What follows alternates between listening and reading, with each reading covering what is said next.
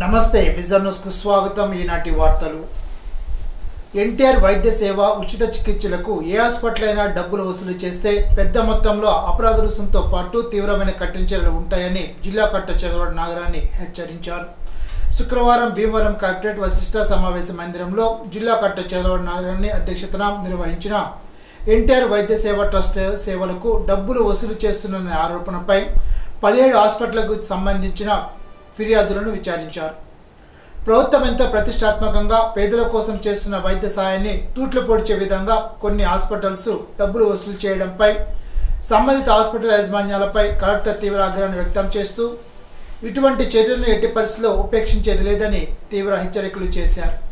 సమావేశంలో DMH doctor G Geetabai, DCHS doctor P Suryanarayana, doctor NTR Vaidya Seva trust జిల్లా coordinator doctor Keerthi Shravan, Varma hospital, Tanuku apple hospital, Rajashree hospital, RK Gayatri hospital, Suryateja orthopaedic and multi speciality hospital, union hospitals of Ramalakshmi health care private limited, Sri Surya nursing home, star hospital, emergency and critical care, Teja super speciality హాస్పిటల్కు సంబంధించిన డాక్టర్లు, వారి ప్రతినిధులు ఈ సమావేశంలో పాల్గొన్నారు.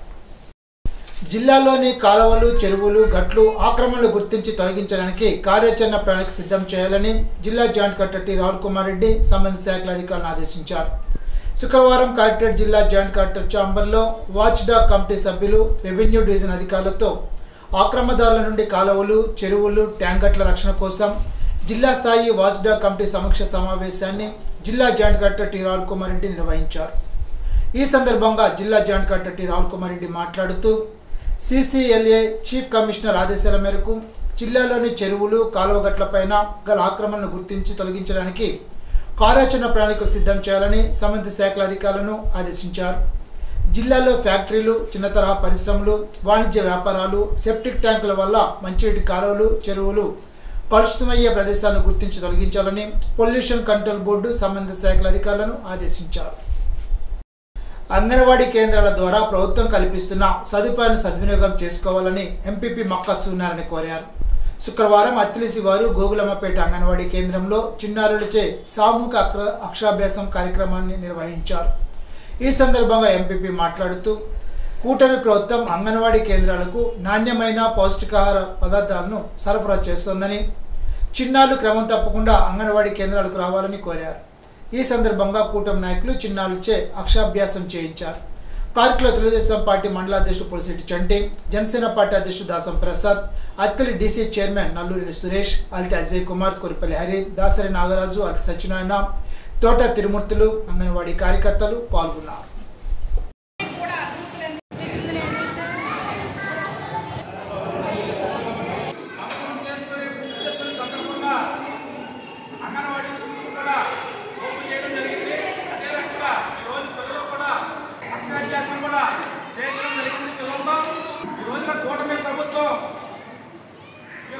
పోషకాహారాలు ఏవైతే ఉన్నాయో అంగన్వాడీ పిల్లలకి ముందు ఉన్నటువంటి ప్రభుత్వం కంటే చిన్నగా ఈరోజు పోషకాహార పదార్థాలు కూడా ఇవ్వడం జరుగుతుంది. అలాగే సన్నబియ్యం కూడా స్కూల్ పిల్లలకి, అంగన్వాడీ పిల్లలకి, విద్యార్థులందరికీ కూడా ఈ సన్నబియ్యం ఏవైతే ఉన్నాయో మొత్తం స్కూల్ పిల్లలందరికీ కూడా ఇవ్వడం జరుగుతుంది. ఈరోజు కూటమి ప్రభుత్వం, అలాగే చంద్రబాబు నాయుడు గారు, పవన్ కళ్యాణ్ గారు, నరేంద్ర మోడీ గారు, లోకేష్ గారు కలిపి ఈ యొక్క సన్నబియ్య కార్యక్రమం ఏదైతే ఉందో ముందున్నటువంటి ప్రభుత్వం అమలుతో అది ఇప్పుడు అలా కాకుండా సన్నబియ్యం ఏదైతే ఉన్నాయో పిల్లలకి మంచి పోషకాహారం అందేలాగా, అలాగే పోషకాహార పదార్థాలు కూడా జరుగుతుంది. అత్తిలి లయన్స్ క్లబ్ ఆధ్వర్యంలో తణుకు ముల్లపూడి మెమోరియల్ హాస్పిటల్ వారి సహకారంతో ఉచిత వైద్య శిబిరాన్ని నిర్వహించారు. 38 మందికి సాధారణ పరీక్షలు, 30 మందికి కంటి పరీక్షలు, 3 పిల్లలకు, 2 గర్భిణీలకు పరీక్షలు చేశారు. 6గురికి కాంట్రాక్ట్ శస్త్రచికిత్సలు చేయాలని నిర్ధారించారు. 14 మందికి కళ్ళజోలు వేయాలని నిర్ధారించారు. Doctor Srinivas, doctor Monica, doctor Sai Manju, doctor YVS Prasuma, PRO Nagaraju సేవలు అందించారు. క్లబ్ అధ్యక్షులు సింగులూరి చంద్రశేఖర్, కార్యదర్శి సీతాల వెంకటనారాయణ, బండి గంగాధర్, సంకు బాబురావు, యాతం రాంబాబు, ఎన్నికైన అధ్యక్షులు శ్రీగారి నాగేశ్వరరావు, పట్నాల బాబు, వడ్డికొండ బాబు తదితరులు పాల్గొన్నారు.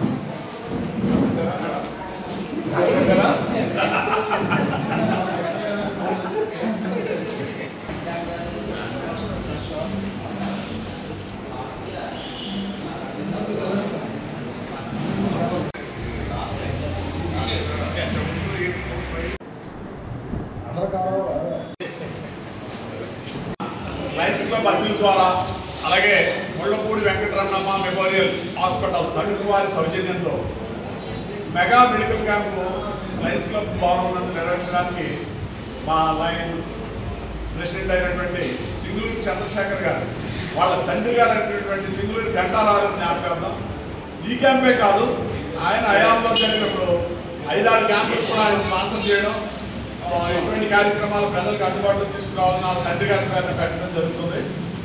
ఇది ఆయన హయాంలో ఇంకా లాస్ట్ క్యాంప్ అయ్యి ఉండొచ్చు. ఎందుకంటే జూలై 1 నుంచి కొత్త టీమ్గా వస్తారు, కొత్త టీం మెంబర్స్ ప్రెసిడెంట్ సెక్రటరీ ఆధ్వర్యంలో.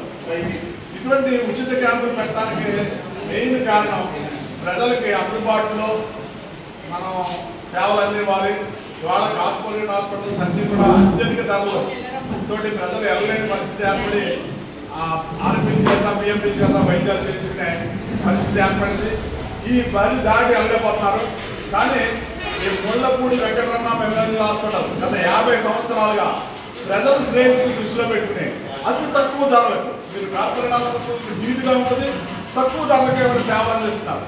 అంటే ప్రజలందరూ కూడా ఇటువంటి అవకాశాలు రాబోయే కాలంలో ప్రజలు కూడా ఇటువంటి హాస్పిటల్స్ ఎందుకంటే హరిచంద్ర ప్రసాద్ గారు పెట్టింది వాళ్ళ ఫ్యాక్టరీ వాళ్ళ కోసం, అలాగే ప్రజలకు కూడా అత్యధిక తక్కువ ధరలో మనం సేవలు అందివ్వాలి అనే సదుద్దేశంతో ఈ హాస్పిటల్ని కొన్ని కోట్ల రూపాయల ఖర్చుతోటి ఇన్స్టాల్ చేయడం జరుగుతుంది. అలాగే చాలా ఎక్కువ ఇన్ఫ్రాస్ట్రక్చర్ ఉంది. అంటే ఏంటంటే ఒక డాక్టర్ రావడం వెళ్ళిపోవడం వల్ల కొంత బాలాధిష్టానంగా ఉన్నప్పటికీ వాళ్ళు ఎప్పటికప్పుడు మంచి డాక్టర్ని తీసుకొచ్చి ప్రజలకు సేవలు అందించాలని సదుద్దేశంతో ఉన్నారు. కాబట్టి ప్రజలందరూ కూడా ఇటువంటి ఇన్స్టిట్యూట్ని మనం బలోపేతం చేసుకోవాలి. కారణం ఏంటంటే రాబోయే కాలంలో మనం వేలకు వేలు ఖర్చు పెట్టి కార్పొరేట్ హాస్పిటల్కి వెళ్ళాం. ఇది మన ప్రజల్ని దృష్టిలో పెట్టుకుని ఆర్గనైజ్ చేసే సంస్థ కాబట్టి అతి తక్కువ ధరలకే ప్రజలకు వీళ్ళు సేవలు అందిస్తారు. కాబట్టి మనం కూడా 10 మందికి చెప్పి ఇలా మెమోరియల్ హాస్పిటల్ కాబట్టి అతి తక్కువకి వస్తాయని చెప్పి ప్రమోట్ చేయాల్సిన బాధ్యత కూడా మన మీద ఉంది. ఎందుకంటే మనం పూర్ అండ్ నీడీ పీపుల్కి సర్వీస్ చేయాలనే ఆర్గనైజేషన్ మనం. ఇటువంటి సేవాభావం కలిగిన హాస్పిటల్ ప్రమోట్ చేస్తే అది 10 కాలాల పాటు ఎక్కువ మంది ప్రజలకు సేవలు అందిస్తాయని మనసా వాచ్యాలు నమ్ముతూ ప్రజలందరూ కూడా ఇటువంటి అవకాశాలు ఫ్రీ క్యాంప్లో అన్ని వాడుకొని సద్వినియోగం చేసుకుని వాళ్ళు ఇచ్చే మందులై వాటిని ఫాలోఅప్గా కూడా మీరు హాస్పిటల్కి వెళ్తే మీకు అతి తక్కువ ధరలకే వాళ్ళు సర్వీస్ అందిస్తారు. అంతే ప్రజలందరూ కూడా ఇటువంటి సర్వీసులను ఉపయోగించుకుని రాబోయే కాలంలో మా నూతన ప్రెసిడెంట్ నాగు గారు కూడా మంచి మంచి క్యాంపులు ప్రజలకు అందుబాటులో తీసుకొస్తారు. అందరూ సద్వినియోగం చేసుకుని ప్రజలందరూ సుభిక్షంగా ఉండాలని కోరుకుంటున్నారు. 3 ఏళ్లు నిండిన చిన్నారులను అంగన్వాడీ కేంద్రాల్లో ప్రవేశ కల్పన, 5 ఏళ్లు పూర్తి చేసుకున్న పిల్లలను ప్రభుత్వ ప్రాథమిక పాఠశాలలో చేర్పించడమే ఏకైక లక్ష్యంగా అంగన్వాడీ పిలుస్తోంది కార్యక్రమానికి కూటమి ప్రభుత్వం శ్రీకారం చుట్టింది. ఈ కార్యక్రమాన్ని విస్తృతంగా చేపట్టారు. ఈ సందర్భంగా ఆరువిల్లి 252 అంగన్వాడీ కేంద్ర పరిధిలో విస్తృత అవగాహన ప్రచారాన్ని చేపట్టారు. ఐసిడిఎస్, ఆరోగ్య, సచివాలయ, ఎంఎస్కే వంటి శాఖల సమన్వయంతో ప్రచారానికి పూనుకున్నారు. అంగన్వాడీ కేంద్రాల్లో విద్యా బోధనతో పాటు ఏమేమి ప్రయోజనాలు కలుగుతాయో సవివరంగా వివరిస్తున్నారు. కూలీలకు సంజీవుని వంటి ఉపాధి హామీ జోలికొస్తే చూస్తూ ఊరుకోబోమని ఆంధ్రప్రదేశ్ వ్యవసాయ కార్మిక సంఘ జిల్లా సహాయ కార్యదర్శి బల్లచి నివద్భద్ర ప్రభుత్వాన్ని హెచ్చరించారు.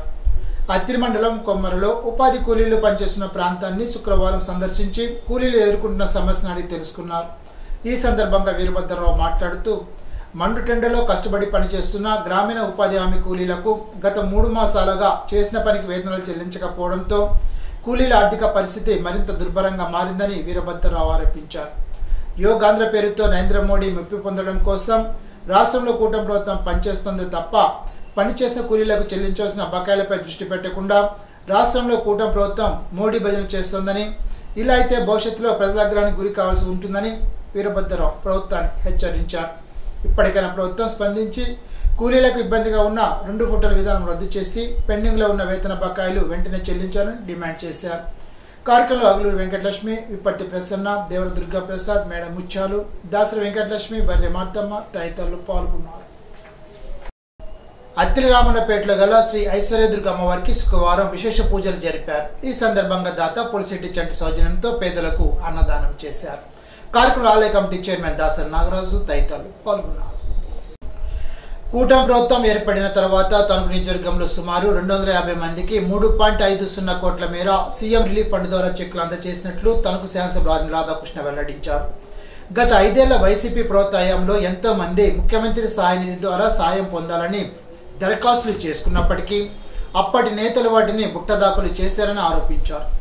ముఖ్యమంత్రి సహాయ నిధి ద్వారా తణుకు పట్టణంతో పాటు రూరల్ మండలంలో 22 మందికి 20.54 లక్షల ఆర్థిక సాయాన్ని అందజేసినట్లు చెప్పారు. శుక్రవారం కూటమి కార్యాలయంలో బాధితులకు సీఎం రిలీఫ్ ఫండ్ చెక్కులను అందజేసి మాట్లాడారు. ఎన్టీఆర్ ఆరోగ్య సేవలో లేని శస్త్రచికిత్సలకు సంబంధించి ఖర్చు చేసిన నిధులను సీఎం రిలీఫ్ ఫండ్ ద్వారా ముఖ్యమంత్రి చంద్రబాబు నాయుడు ఆర్థిక సాయం చేస్తున్నారని అన్నారు. తణుకు 4వ వార్డుకి చెందిన క్యాన్సర్ వ్యాధితో బాధపడుతున్న జక్కంశెట్టి నాగమణికి సీఎం రిలీఫ్ ఫండ్ ద్వారా 10 లక్షల రీఎంబర్స్మెంట్ ఇప్పించడం జరిగిందని తెలిపారు. కార్యక్రమంలో కూటమి నాయకులు కార్యకర్తలు పాల్గొన్నారు. ముఖ్యమంత్రి సహాయ నిధి ద్వారా తణుకు పట్టణం తణుకు రూరల్ మండలానికి సంబంధించి దాదాపు 22 మందికి 20,54,000 రూపాయలు సీఎం రిలీఫ్ ఫండ్ని గౌరవ ముఖ్యమంత్రి వారు చంద్రబాబు నాయుడు గారు శాంక్షన్ చేయడం జరిగింది. ఈరోజు వీరందరూ కూడా సొంత ఖర్చులతో వైద్యం చేయించుకుని ఆరోగ్య సేవలో లేనటువంటి క్రిటికల్ ఇల్నెస్కి సంబంధించి ఏదైతే ఉన్నాయో వాటికి సంబంధించి ఈరోజు వీటిని సీఎం రిలీఫ్ ఫండ్ ద్వారా అందించడం జరిగింది. ఈ కూటమి ప్రభుత్వం ఏర్పడిన తర్వాత ఈ ఒక్క సంవత్సరమే దాదాపు 250 మందికి 3.5 కోట్ల రూపాయలు తణుకు నియోజకవర్గంలో సీఎం రిలీఫ్ ఫండ్ ద్వారా అందించడం జరిగింది. గతంలో ఎన్నడూ లేని విధంగా గత 5 సంవత్సరాల్లో వైఎస్ఆర్ కాంగ్రెస్ పార్టీ ప్రభుత్వ హయాంలో అనేక మంది సీఎం రిలీఫ్ ఫండ్ కోసం అప్లికేషన్లు పెట్టుకుని వారికి ఆ రీఎంబర్స్మెంట్ రాక ఆ అప్లికేషన్లు దొరకక వారి బిల్స్ కూడా దొరకక వారు అనేక విధాలుగా ఇబ్బందులు పడుతున్నటువంటి కేసులు కూడా మా దగ్గరికి రావడం జరిగింది.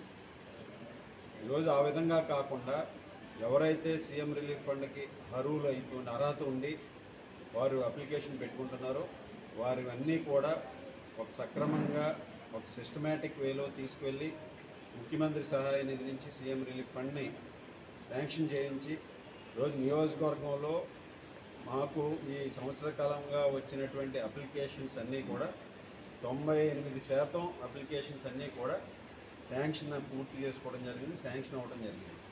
ఆ విధంగా ఎక్కడా కూడా ఒక ఇబ్బంది కూడా లేకుండా ఈరోజు ముఖ్యంగా పేద దిగువ మధ్య తరగతి ప్రజలకి కూటమి ప్రభుత్వం అండగా ఉంటుందనే దానికి చంద్రబాబు నాయుడు గారు, ఉప ముఖ్యమంత్రి వర్యులు పవన్ కళ్యాణ్ గారు, లోకేష్ గారు, ప్రధానమంత్రి మోడీ గారు నాయకత్వంలో ఈరోజు వారికి అండగా నిలబడే విధంగా ప్రభుత్వం ముందుకు వెళ్తుంది.